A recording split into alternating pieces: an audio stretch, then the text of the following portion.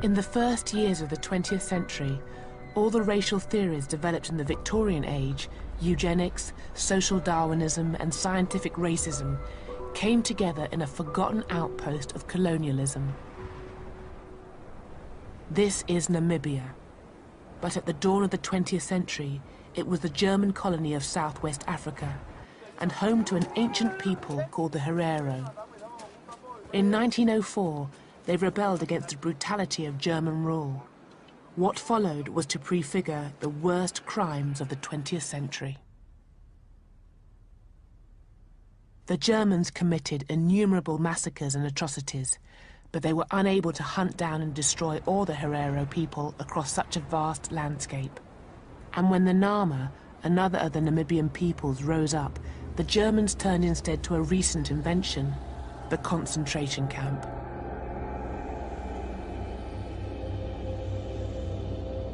In these camps, the Herero and Nama were imprisoned and enslaved. Thousands were worked to death, others raped, beaten, or simply murdered by the guards.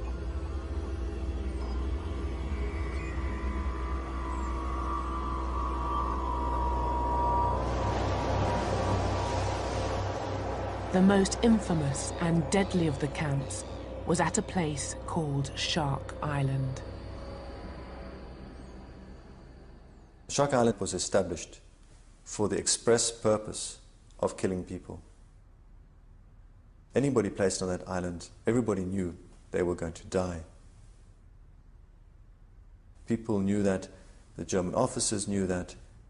If I were to have to use the language of the Nazi period, then I would certainly see Shark Island as a death camp. The people were band together in Shark Island from all over Namibia. Hereros, Tamaras, Bushman, Nama. And they had cool-blooded murder there. My own family, my ancestors, they were also killed there. In this desolate place, on the southern edge of Africa, 3,500 people were exterminated with the speed and efficiency that was to become the hallmark of 20th century slaughter. The genocides which took place in Namibia in 1904 to 1909, they are the precursor to what happens in the Nazi period. They are the precursor. They have the same symptoms in the sense that you can see the bureaucratization of mass killing.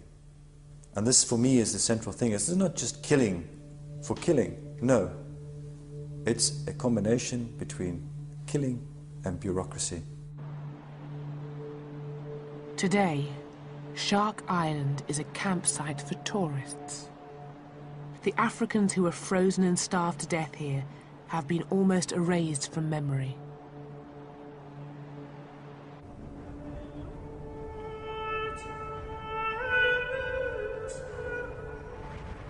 But a century after the Namibian genocide, the true horror of what happened on Shark Island is beginning to re-emerge.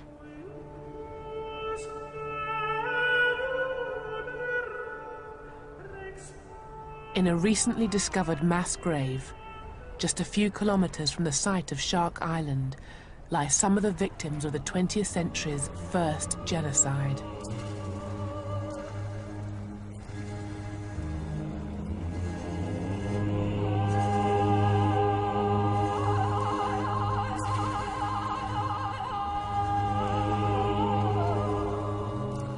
Other victims were denied even the meager dignity of a mass grave.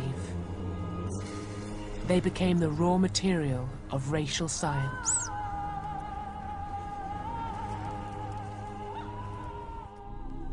Their skulls and even severed heads were sold to museums in Europe and used to prove the inferiority of Africans. The trade in skulls was so accepted that it was even depicted on a postcard.